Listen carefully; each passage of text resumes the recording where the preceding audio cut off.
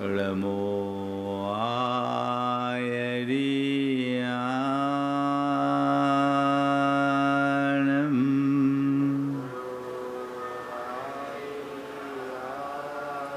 नमो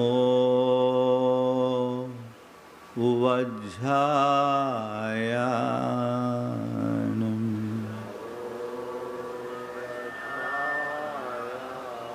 नमो लोये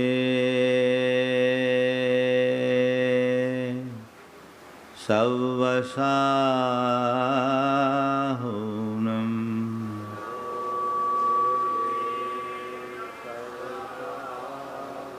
एषो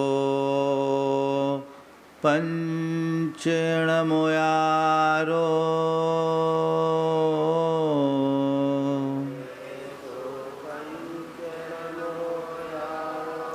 सवपावपणासनो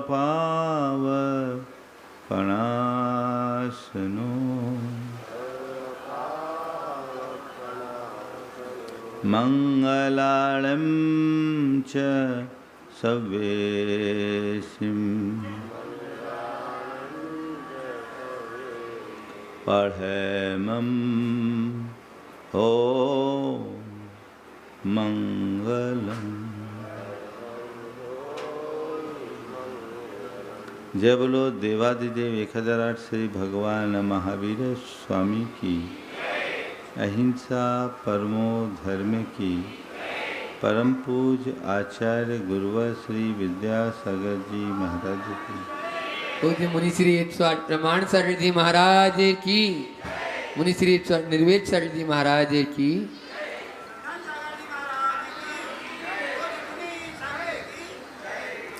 पंच कल्याणक प्रतिष्ठा महोत्सव के अंतर्गत आप सब गर्भ कल्याणक मना रहे हैं। सामान्य रीत्या गर्भ धारण की क्रिया को पाप की क्रिया और एक सांसारिक क्रिया के रूप में माना जाता है, लेकिन आज हम आप सब भगवान के इस गर्भधारण पर उत्सव मना रहे हैं और उस गर्भ धारण की क्रिया को गर्भ कल्याणक के रूप में देख रहे हैं। आखिर क्यों? ये इसलिए कि भगवान का ये अंतिम गर्भ है और भगवान का ये गर्भावतरण सारे जगत के कल्याण के लिए। हर कोई जो इस धरती पर जन्म लेता है माँ के गर्भ से बाहर आना होता है, लेकिन ज्यादातर लोग तो जन्म मरण के चक्र में ही उलझे रहते हैं। भगवान ने अपने जीवन की क्रमिक साधना के बल पर अपनी चेतना को उस ऊंचाई पर पहुंचाया कि आज उनका ये गर्भधारण सारे जगत के कल्याण का कारण बन रहा है और लोग उस घटना को गर्भ कल्याणक के रूप में मना रहे हैं। सवाल है, ये क्षमता, ये योग्यता कैसे आई? भगवान में ये योग्यता एकाएक नहीं आई, ये उनकी क्रमिक साधना का सुफल है। यदि हम भगवान के जीवन चरित्र को पलट कर देखें तो पाएंगे 10 भव तो निरंतर केवल और केवल साधना के भव। उन्होंने 10 भवों तक लगातार केवल और केवल साधना की। और एक विशेष बात, कल आप लोगों ने गर्भ कल्याणक की क्रिया संपन्न की। शास्त्रों में ऐसा विधान है कि भगवान के गर्भावतरण के पूर्व ही इंद्र कुछ विशिष्ट देवियों को नियुक्त करता है माँ के गर्भ शोधन के लिए, और गर्भावतरण के बाद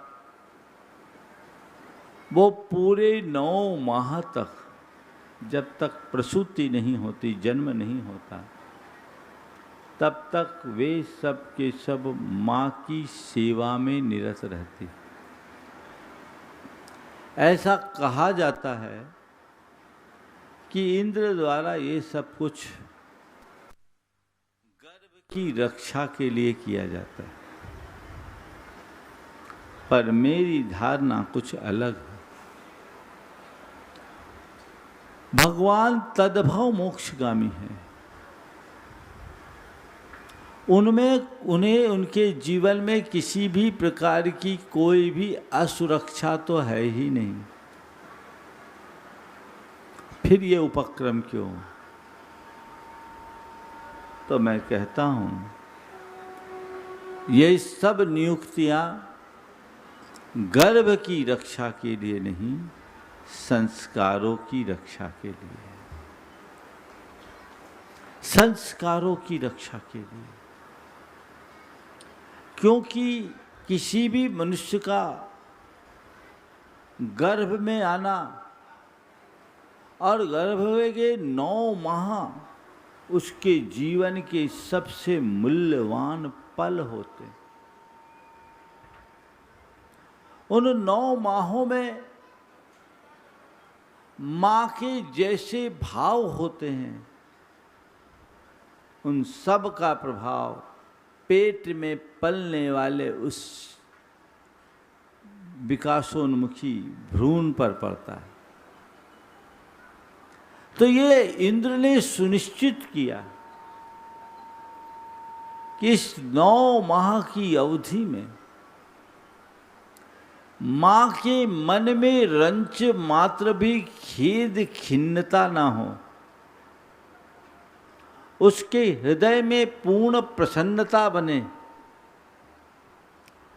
और उसी प्रसन्नता को बनाए रखने के लिए इंद्र के द्वारा 8 या 6 देवियां और उसके अलावा 56 कुमारियों को और नियुक्त किया जाता है, ताकि इस पूरी अवधि में माँ का जीवन आमोद प्रमोद, ललित कला और पौरुष और पराक्रम की गाथाओं के साथ बीते, ताकि पेट में पलने वाले उस संतान का जीवन प्रतापी और प्रभावी बन सके।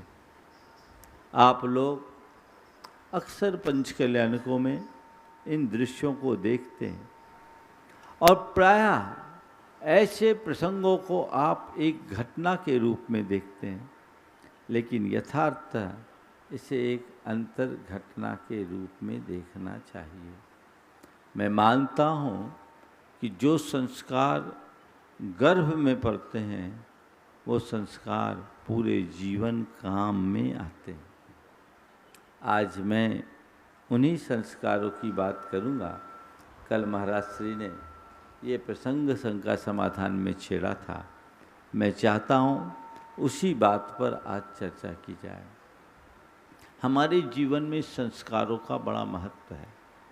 एक साधारण पत्थर कहलाता है, लेकिन जब उसे शिल्पी संस्कारित करके तराश देता है तो वह मूर्ति का रूप ले लेता है, उसमें भगवान बन जाता है।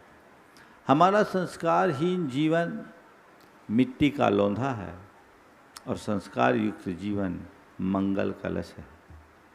अपने जीवन को मिट्टी के लौंधे से मंगल कलश का रूप देना हमारे हाथ में है। यदि हमें अच्छे संस्कार मिले तो हम वो रूप दे सकते हैं। इसलिए हर स्थिति में अपने संस्कारों को हमें प्रमुखता देनी चाहिए। और जब संस्कारों की बात आ रही है,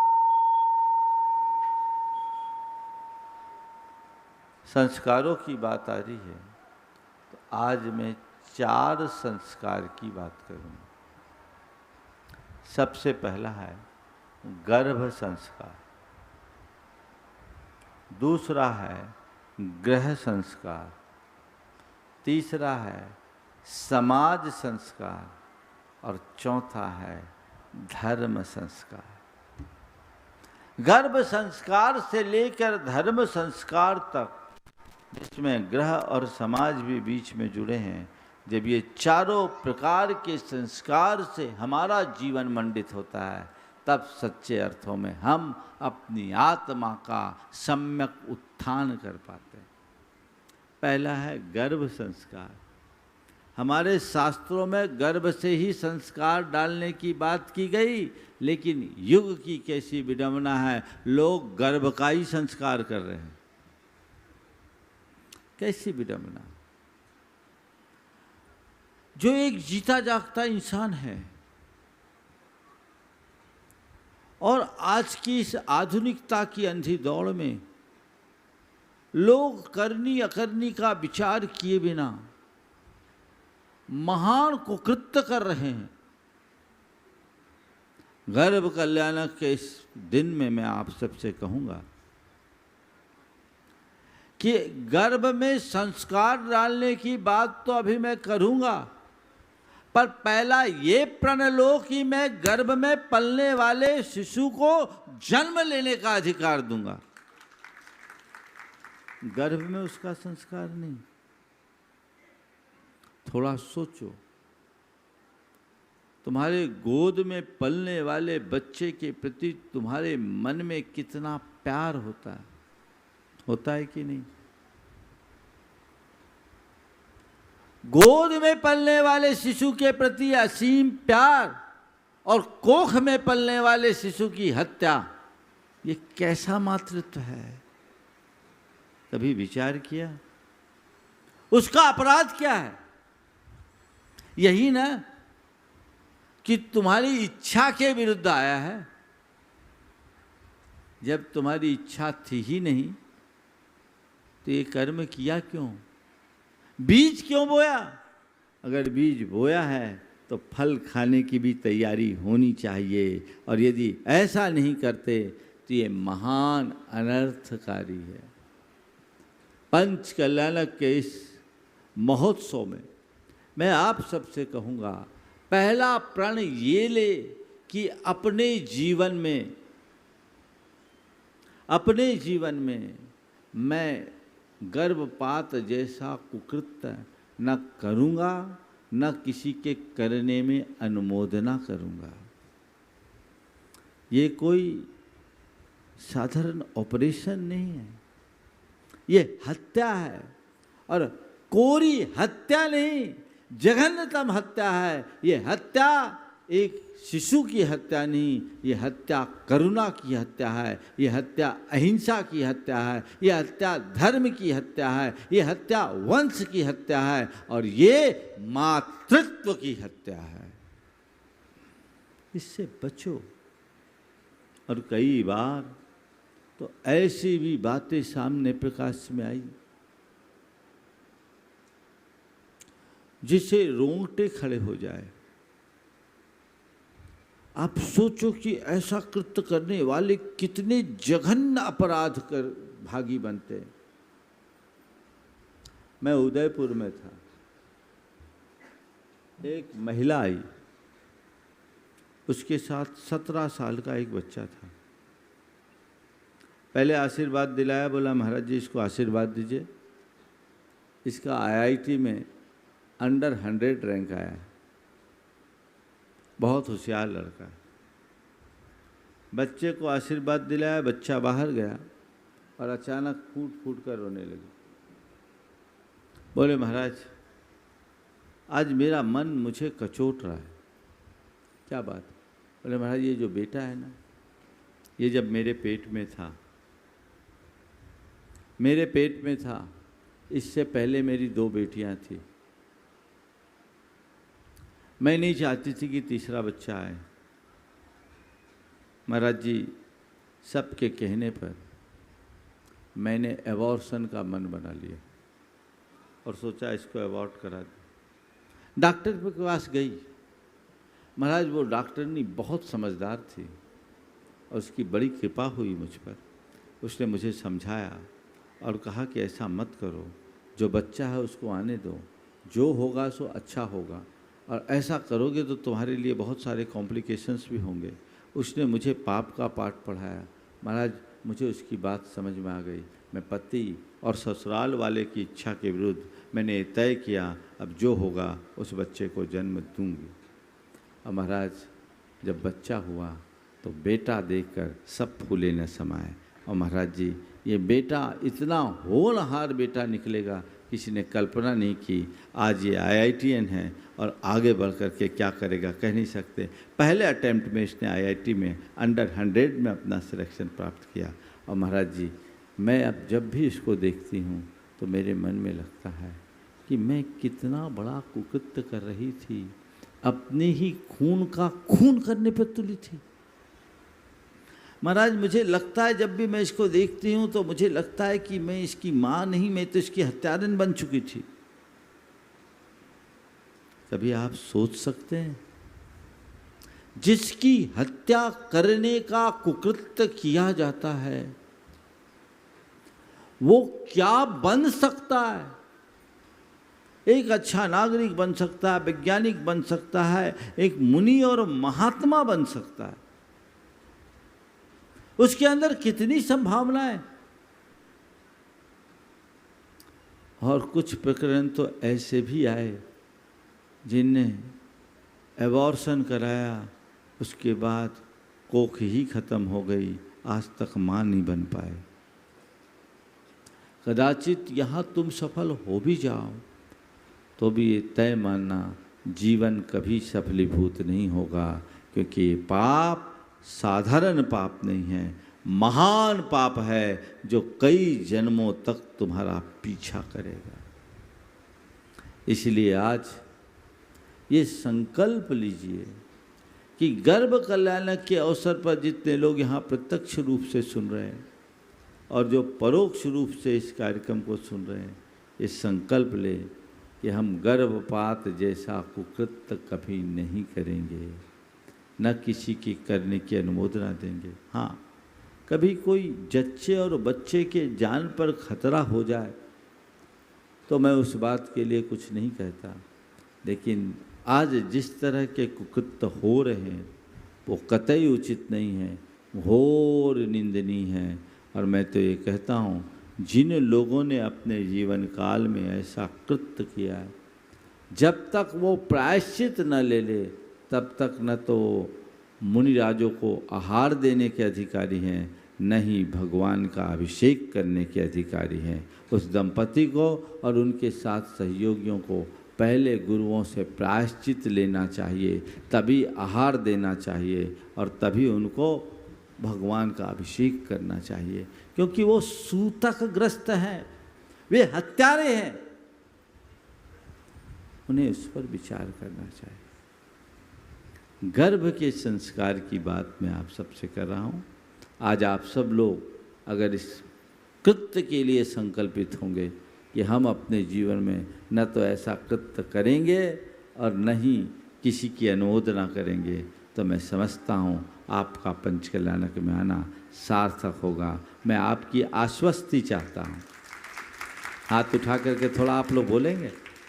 देखें कुछ माताओं के हाथ नहीं उठ रहे, क्या बात है, घर छोड़ा है, पूरे हाथ उठना चाहिए।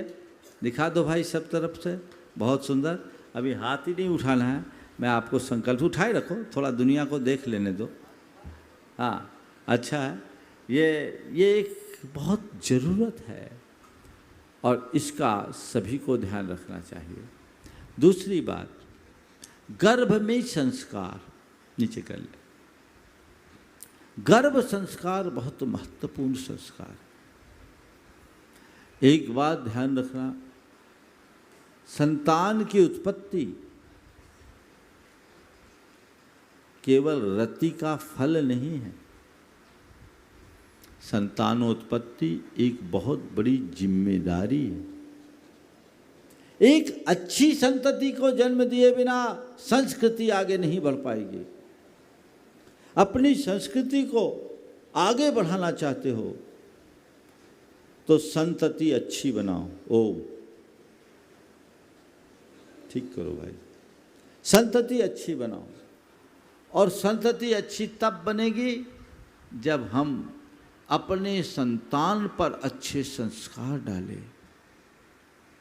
9 माह तक माँ के पेट में जब बच्चा पले तो पूरी तरह से 9 माह तनाव मुक्त होकर जिए,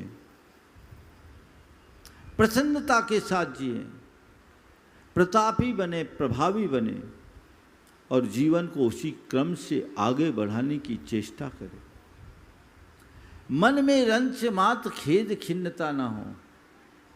आजकल की बदली हुई जीवन शैली ने सब व्यवस्थाओं को तहस नहस कर दिया।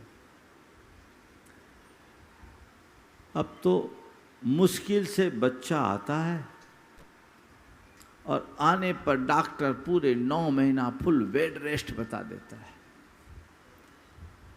अब पड़े रहोगे तो पढ़ाई पैदा होगा और क्या होगा, क्या होगा, इसकी वजह भी सोचना चाहिए। लेट मैरिज इसका एक बहुत बड़ा कारण है। प्रकृति के विरुद्ध आप जाओगे, उसका परिणाम बुरा होकर रहेगा। आजकल 28, 30 साल तक विवाह नहीं होता और विवाह हो भी जाए तो जल्दी संतान नहीं चाहते। परिणाम ये होता है डॉक्टरों के चक्कर पर चक्कर लगाने पड़ते हैं। पुराने ज़माने में लेट मैरिज और 1 या 2 संतान, ये 2 बड़े ऐसे कारण हैं जो कॉम्प्लिकेशंस उत्पन्न करते हैं। विश्व में इस पर काफ़ी बहस है। पुराने ज़माने में अनेक माताएं बोलती घंटे भर पहले हम चक्की चलाए और डिलीवरी हो गई। उस समय कोई कठिनाई नहीं होती, जीवन शैली वैसी थी। आज लाइफ स्टाइल बिगड़ गई, तो पहले तो अपनी लाइफ स्टाइल सही बनाएं, परिश्रमी बने, स्वावलंबी बने और अपने आप को सकारात्मकता से भरे ताकि आपके पेट में पलने वाली संतान के अंदर अच्छे संस्कार बन जम सके। हमारे शास्त्रों में गर्भान्वय, कर्तान्वय और दीक्षान्वय की क्रियाएं जो बताई है वो संस्कार है। उन संस्कारों के समारोपण से आने वाली संतान सुसंतान बन सकती है, वो प्रयास करना चाहिए। 9 महीने तक ब्रह्मचर्य का पालन करना चाहिए शास्त्रीय विधान के अनुसार। आज का मनुष्य पशुओं से भी गया बीता हो गया। पशुओं में एक प्राकृतिक बंधन होता है, लेकिन मनुष्यों में कोई बंधन ही नहीं बचा। उसके अंदर की वासना की हवस इतनी प्रगाढ़ हो जाती कि इन बातों को वो तवज्जो नहीं देता, लेकिन भूल जाता है कि इसका कुपरिणाम क्या है। 9 माह तक अच्छे भावों के साथ रहिए और इन सब के लिए 9 महीने 9 मिनट का भावना योग बहुत कारगर उपाय है। बहुत अच्छे परिणाम आ रहे हैं। सैकड़ों महिलाओं ने उसका प्रयोग किया, हजारों ने प्रयोग किया और बहुत अच्छे परिणाम सुसंतान को जन्म दिया। ये आप कीजिए, विशुद्धि के साथ कीजिए ताकि संतान पर एक अच्छा प्रभाव पड़े। 9 मिनट कोई बड़ी चीज़ नहीं, बल्कि 3 बार करो तो और उत्तम है। श्रम करो और अपने जीवन को उसी अनुरूप ढालने की चेष्टा करें तो जीवन में एक बहुत बड़ा बदलाव घटित हो सकता है। गर्भ में संस्कार की कहानी हमें अर्जुन और सुभद्रा की कथा पता होना चाहिए। काश सुभद्रा की आंखें नहीं लगी होती तो अभिमन्यु हम सबके बीच नहीं गया होता। लेकिन क्या बताऊं, आज कई सुभद्राओं के सोने से अभिमन्यु को असमय में मरना पड़ रहा है। सुभद्राओं को जागने की ज़रूरत है। तुम सुभद्रा हो, तुम्हें अपने अभिमन्यु को बचाना है और वह तभी संभव होगा जब तुम पूरी तरह जागृत होगी। जगा के रखिए अपने आप को। अपनी चेतना को जगाए बिना आप अपने जीवन का उत्कर्ष नहीं कर सकते।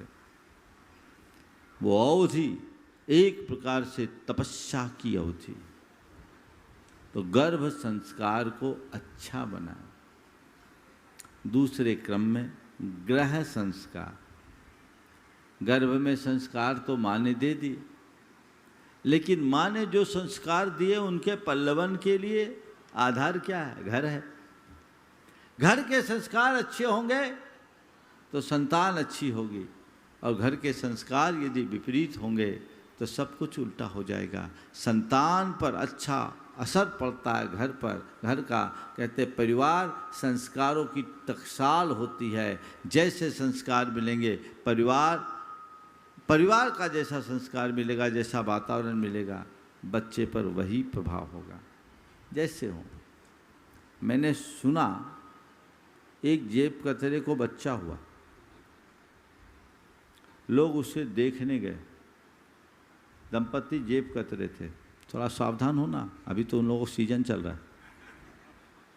देखने गए, बच्चा मुट्ठी बंद किए हुए थे। प्राय ऐसा होता नहीं है। नवजात बच्चा मुट्ठी बंद किए, खुलवाने की कोशिश किए, खोलने को तैयार नहीं। जब मुश्किल से खोला तो देखता क्या, उसके हाथ में अंगूठी थी। अंगूठी। और कोई उसे देखने गया था, वहाँ बाजू में उसकी अंगूठी उसने रखी होगी, किसी वजह से उसने उठा के दबा लिया। और लोगों ने बताया जेब कतरे का बेटा है, जन्म से चोरी के संस्कार लेकर के पैदा हुआ। तुम्हारे घर का जैसा वातावरण होगा, संतान पर वैसा ही असर होगा।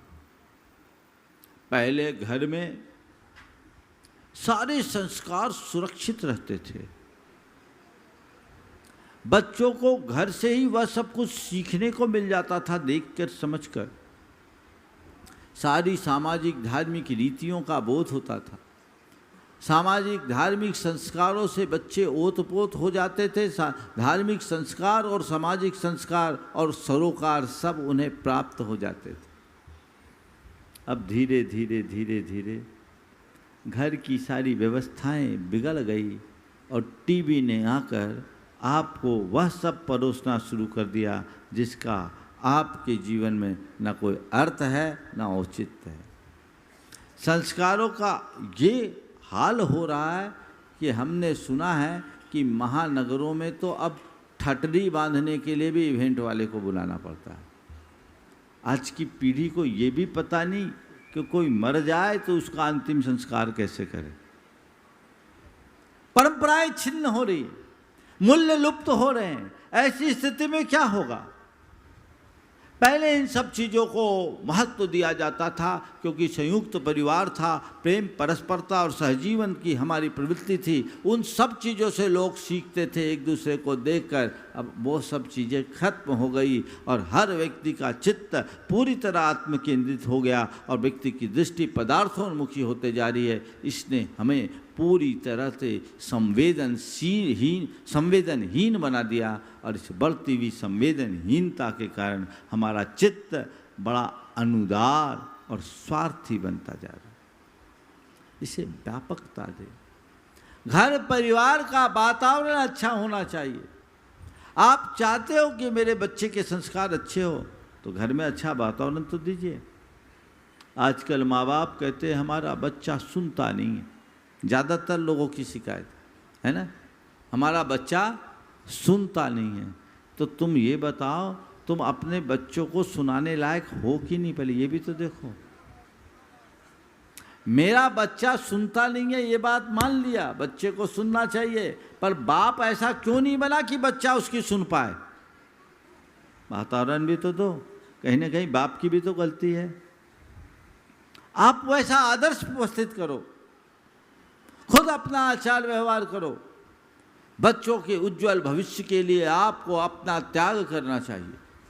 सिंगापुर में एक दंपति मल्टीनेशनल कंपनी में काम करते हैं। क्या त्याग होता है और घर का संस्कार क्या होता है, आप सबको इसे ध्यान से सुनना चाहिए। उस दंपति ने जब पेट में बच्चा आया, पहला बच्चा आया, तय किया इस बच्चे के भविष्य को सुरक्षित रखने के लिए हम लोगों को संयम रखना होगा, और ये तय कर लिया कि ऑफिस पीरियड के अलावा हम इंटरनेट का प्रयोग नहीं करेंगे। दोनों ने तय कर लिया कि ऑफिस टाइम के अलावा हम इंटरनेट का प्रयोग नहीं करेंगे। घर में बेसिक फ़ोन चलेगा, स्मार्टफोन नहीं चलेगा। ऑफिस में जो हमें करना है वो करेंगे, बाकी नहीं। उसके बाद उनका बच्चा 3 साल का था। मेरे सामने वो बच्चा था और एक दूसरे का बच्चा था, वो मोबाइल पकड़ा हुआ था। उसने उसकी मम्मी से कहा, आंटी इतने छोटे बच्चे को आप मोबाइल दे रहे हो, ये अच्छी बात नहीं है, इससे रेडिएशन होता है, इसके लिए अनहेल्दी होगा। एक 3 साल का बच्चा दूसरे को सिखा रहा है। जब मैंने ये देखा मुझे बहुत अच्छा लगा और आश्चर्य भी हुआ। तब उनके माता पिता ने बोला, महाराज ये हम लोगों ने त्याग किया है और ये तय कर लिया कि जब तक हमारा बच्चा बड़ा नहीं होगा हम ऑफिस से बाहर इंटरनेट का प्रयोग नहीं करेंगे। एक माँ बाप ये हैं और आज की माँ पिता ऐसे हैं कि बच्चा थोड़ा रोए तो मोबाइल पकड़ा दो। आप ऐसा करके अपराध नहीं कर रहे क्या? आपको विचार करना है, आप अपने बच्चों के माता पिता हो या शत्रु, विचारने की बात है। अपने जीवन में संयम चाहिए, तब जीवन में बदलाव घटित होगा। चीज़ें आप पकड़ा करके बैठोगे और आप कहोगे कि बच्चा इन चीज़ों के लिए मचलता है, बच्चा उससे दूर रहे, बच्चा तो वही अपनाएगा जो आप चाहते हैं। संस्कार देने के लिए आपको खुद समझदारी का परिचय देना होगा और समझदारी के परिचय के साथ साथ अपने बच्चों के साथ स्नेह और समय भी देना पड़ेगा। आज घर परिवार में संस्कारहीनता का एक बड़ा कारण यह है कि माता पिता के पास बच्चों के लिए समय ही नहीं, समय का अभाव, सब व्यस्त हैं। मैं आप सबसे कहता हूँ, बच्चों के लिए आप अगर कुछ इन्वेस्ट करना चाहते हैं तो सबसे बड़ा इन्वेस्टमेंट है समय का। उन्हें समय दो, और कुछ दो या ना दो। आज के बच्चे इतने तेज होते हैं कि बाकी चीज़ें तो वो खुद सीख लेंगे, पर समय ही नहीं, स्नेह ही नहीं, तो बच्चे आगे बढ़ेंगे कैसे? उनके हृदय में वो संस्कारशीलता आएगी कैसे? घर का वातावरण अच्छा बनाइए, कुलाचार के प्रति दृढ़ता लाइए। पहले कुलाचार के प्रति प्रतिबद्धता थी। कोई भी क्रिया अगर कुलाचार के विरुद्ध होती थी तो परिवार में उसकी सख्त आपत्ति होती थी और उसका परिणाम होता था दूसरा कोई सोच भी नहीं सकता था। आजकल कुलाचार का तो कोई अर्थ ही नहीं समझते। ध्यान रखना, जिस घर में कुलाचार है वहाँ कभी दुराचार नहीं होगा, और जहाँ कुलाचार की उपेक्षा होगी दुराचार को रोक नहीं सकोगे। कुलाचार का दृढ़ता से पालन बहुत जरूरी है, उसको आप अपनाइए। मद्य मांस मधु का त्याग, रात्रि भोजन का त्याग, अपने ये तो खान पान की बात है, और अहिंसा, करुणा के प्रति लगाव जुड़ाव हमारे कुलाचार का अंग है, जिसे हर घर में पूरी तरह से पुष्ट करके रखना चाहिए। जब तक ये सब होगा तब तक सब कुछ सुरक्षित है, और इसके अभाव में सब तहस नहस हो जाने वाला है। तो कुलाचार के प्रति अपनी दृढ़ता जगाइए। लोग इनको आप कहते हैं तो ओल्ड फैशन हो गया, ये पुराने ज़माने की बात हो गई। नहीं, ये सदा सदा के लिए रखने योग्य है। और मैं आपको बताऊं, आज भी बहुत सारे लोग हैं जो भारत से बाहर रहते हैं, लेकिन भारत से बाहर रह करके भी अपने संस्कारों और सरोकारों को सुरक्षित करके रखें, क्योंकि उनके हृदय में धर्म के प्रति लगाव है, और धर्म के प्रति लगाव होने के कारण आगे बढ़ते हैं और जीवन आगे बढ़ा करके देखते हैं। आपको सुनकर आश्चर्य होगा, प्रामाणिक समूह बहुत अच्छा काम कर रही है, और अमेरिका की जो प्रामाणिक समूह है NRI पाठशाला पर, उनने बच्चों को अहिंसा से जोड़ने के लिए एक ट्रेनिंग दिया, घर में चॉकलेट बनाने, अहिंसक चॉकलेट, और सैकड़ों की संख्या में बच्चे उसमें सम्मिलित हुए। उनने उसे सीखा, परिवार के लोग सीखे और अपने घर में प्रयोग करना शुरू कर दिया। क्यों? हमें अपने घर को अहिंसक बनाए रखना है, ये संस्कार की प्रेरणा थी। जिनके घर में प्रेरणा है वो चलते हैं। और आप लोग, अरे अपना तो आजकल तो सब चलता है, क्या कहते हो आप? तो आजकल तो सब चलता है, चलता है कहकर धर्म को ही चलता कर दोगे तो तुम भी चलते पुर्जे हो जाओगे। किस काम का? चलता नहीं है,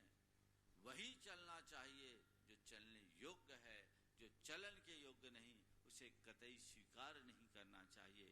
यहाँ उपस्थित सभी लोग ये सुनिश्चित करें कि हम अपने ग्रह संस्कार को किसी भी अर्थ में खंडित नहीं होने देंगे, उसे संभाल कर रखेंगे।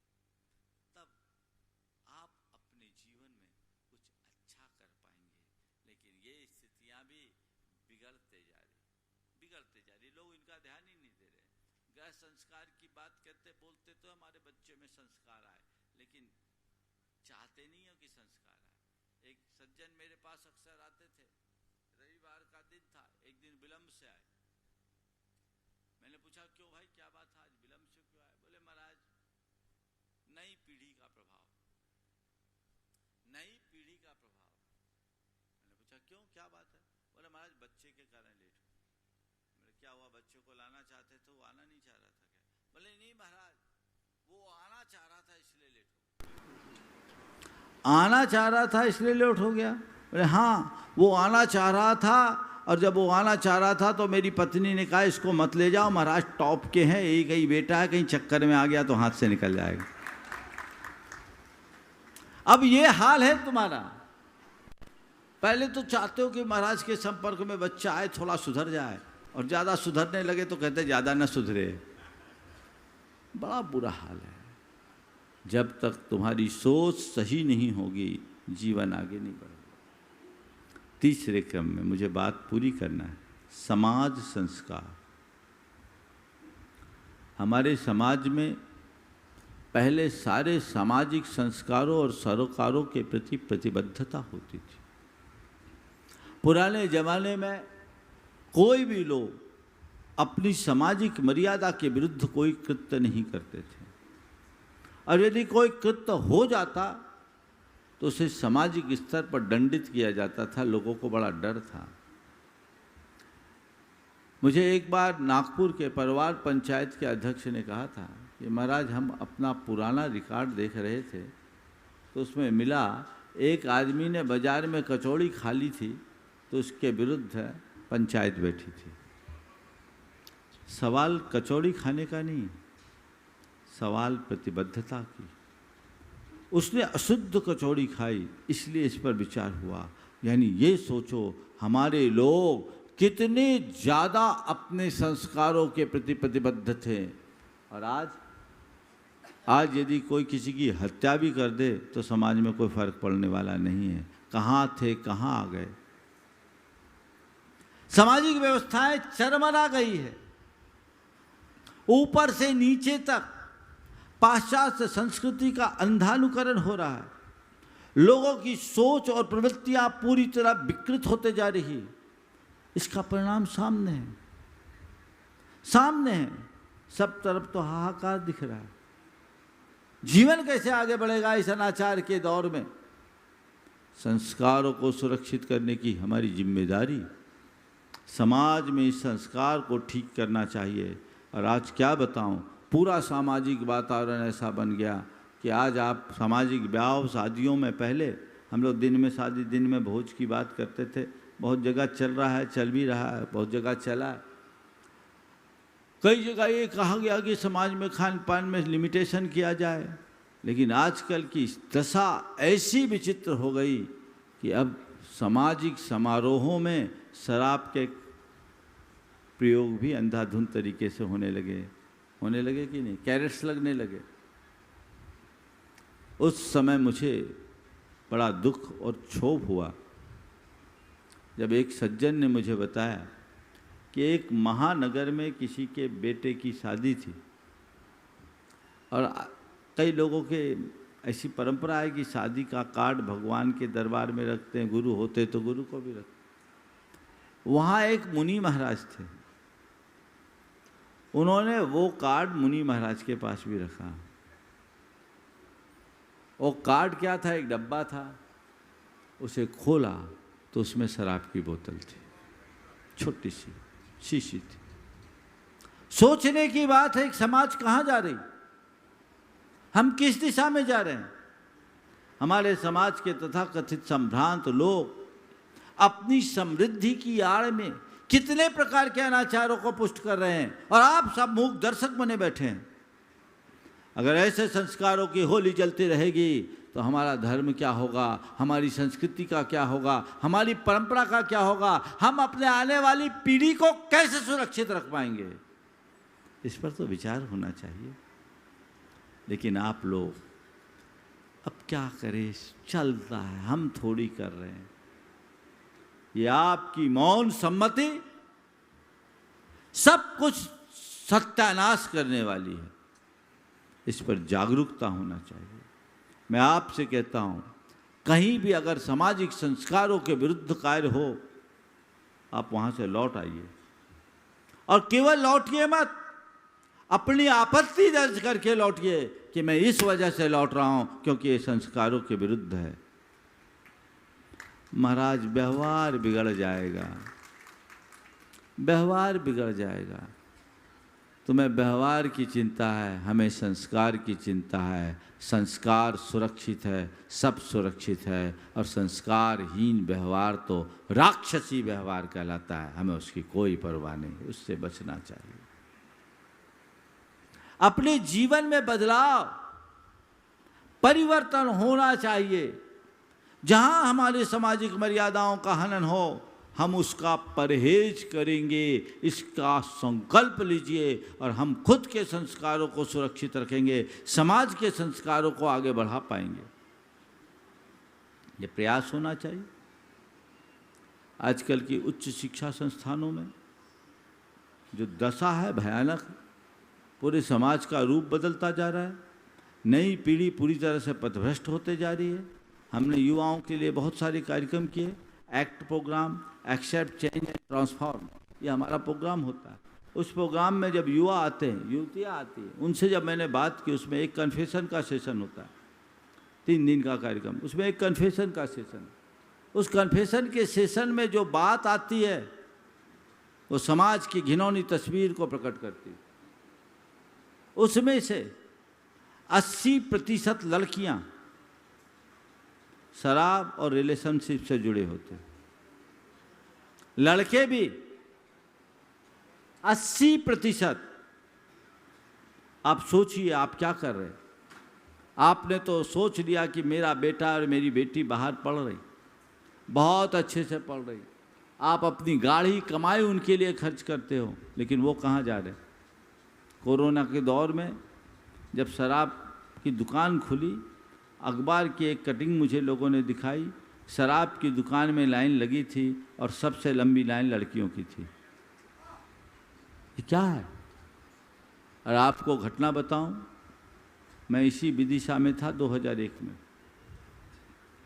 एक युवक मेरे पास मेरे प्रवचन के बाद आया, फूट फूट के रोने लगा, और यहीं के एक उच्च शिक्षा संस्थान में पढ़ता था। इंस्टीट्यूशन का नाम मैं नहीं ले रहा हूँ, समझ जाना। और उसने रोते हुए कहा, महाराज मुझे प्रायश्चित चाहिए, मुझसे बहुत बड़ी भूल हो गई। बोले क्या हुआ? बोले मैंने 2 बार शराब पी ली। मुझे आश्चर्य हुआ कि तुमने और शराब कैसे पिया, ये क्या हो गया? जिस लड़के ने 12वीं तक बाजार का पानी नहीं पिया,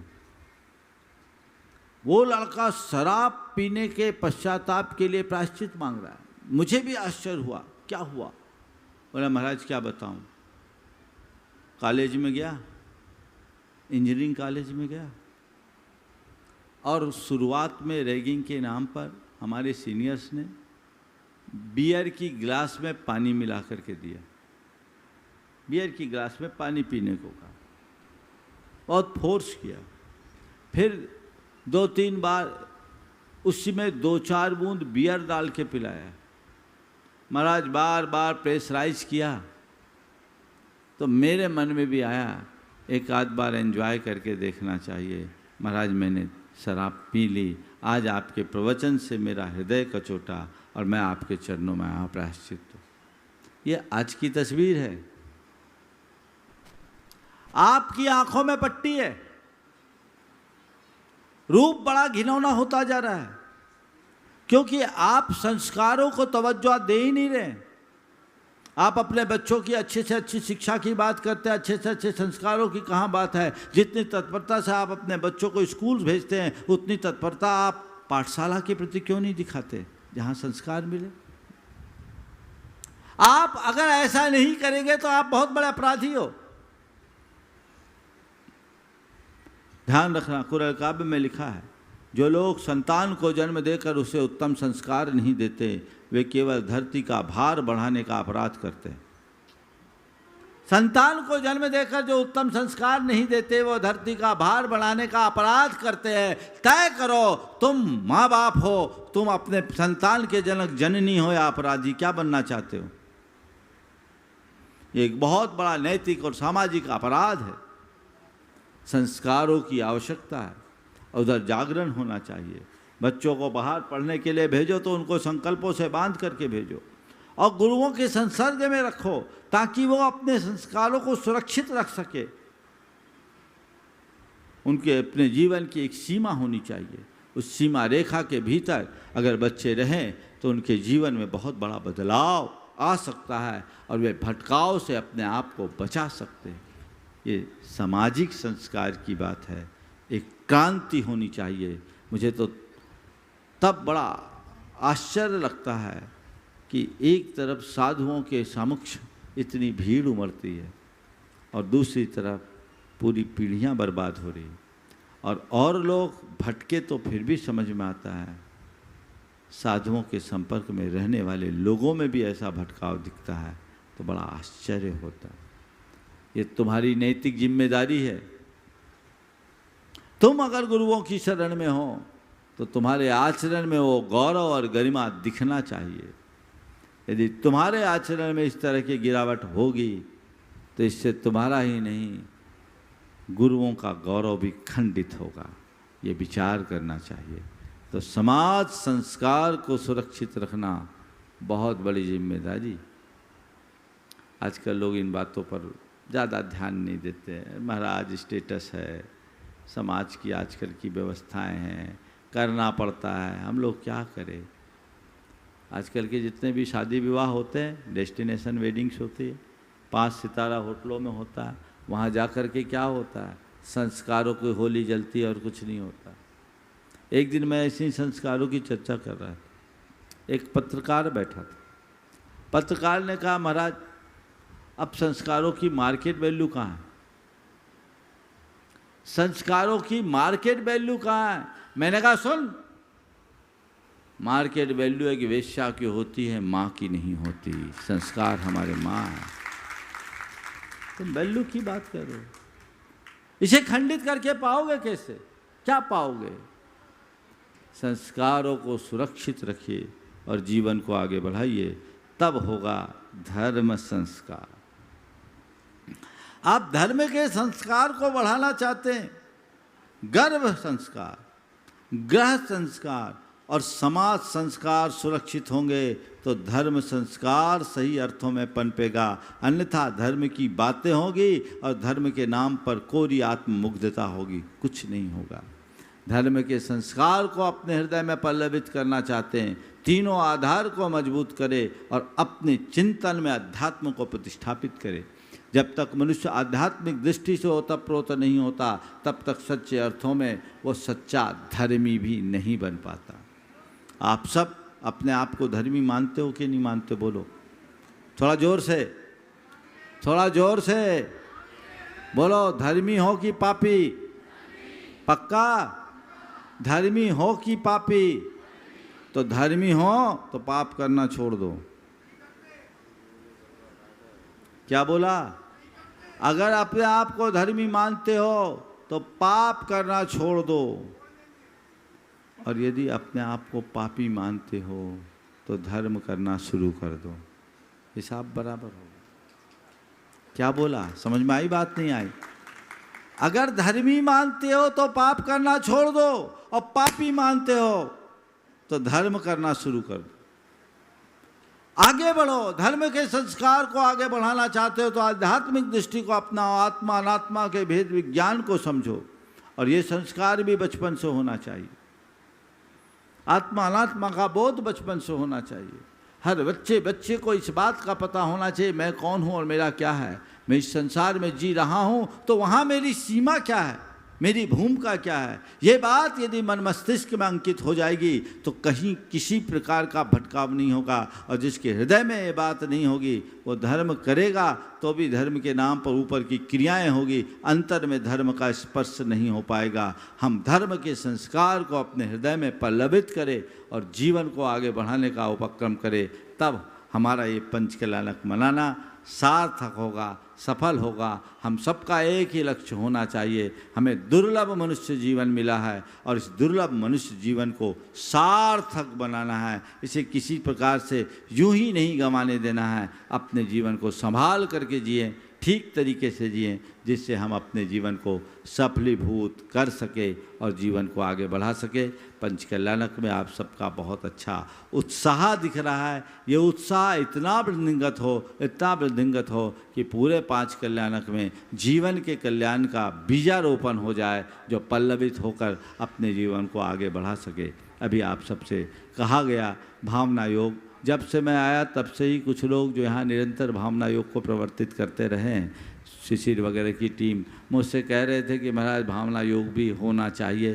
तो हमने भी सोचा अब टाइम तो जितना है उतना ही है और इसी टाइम में टाइम निकालना होगा। तो हमने ब्रह्मचारियों से पूछा कि भैया कब टाइम निकाल सकते हो। तो कल तो जन्म कल्याणक है, कल अपनी व्यस्तता है, लेकिन परसों तप कल्याणक के दिन और उसके बाद ज्ञान कल्याणक के दिन प्रातः 5 बजे से यहाँ भावना योग का सत्र होगा।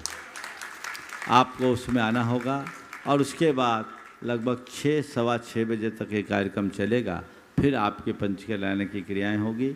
उसमें आप सब 16 में आने की ज़रूरत नहीं, जो 16 वाले वो 16 में आएंगे, बाकी लोग ऐसे आ सकते हैं। और भावना योग का आप लोगों को पहले भी अनुभव है, आप उसका आनंद ले सकते हैं। ये सूचनाएं सब तक पहुंचा दीजिए, सभी वर्ग के लोग इसमें आकर के उसका लाभ उठाए। ये प्रयास आप सबको करना है और अपने जीवन को आगे बढ़ाने की कोशिश करनी है। इसी तरह आप अपने उत्साह को वृद्धिंगत करते हुए अपने जीवन को सफल बनाएं। इस स्वभाव के साथ यहीं पर विराम। कल के प्रवचन का समय क्या रखा है? ठीक है, 8:20 से कल जन्म कल्याणक है ना, ठीक है, हो कल लेंगे, ठीक है। तो 8:20 से ही प्रवचन होगा, बाकी क्रियाएं अपने समय होगी, ठीक है, ठीक है। 8:20 से ही प्रवचन होगा अपने निर्धारित समय पर। बोलिए अहिंसा परमो धर्म की। पूज्य मुनि श्री 108 प्रमाण सागर जी महाराज की एक सूचना और दे दें। आप लोग यहाँ पर इस विदिशा नगरी में परम पूज्य महाराज श्री जी का पूर्व में कई बार आगमन हुआ है और यहाँ पर उनसे जुड़ी हुई बहुत सारी यादें भी आपके पास में संजोई हुई होगी। आपके पास में जो भी यदि फोटोग्राफ्स हैं महाराज श्री से संबंधित, वो फोटोग्राफ्स यहाँ पर विजय जी प्रामाणिक हैं, आप उनके पास देकर वो स्कैन कर लेंगे और आपको अपना फोटोग्राफ्स वापस भी मिल जाएगा एज इट इज़। लेकिन वो यादें अच्छे से सुरक्षित हो जाए, इसलिए आप अपने घर पर जाकर आज ही खंगा लें कि कितना माल आपके पास में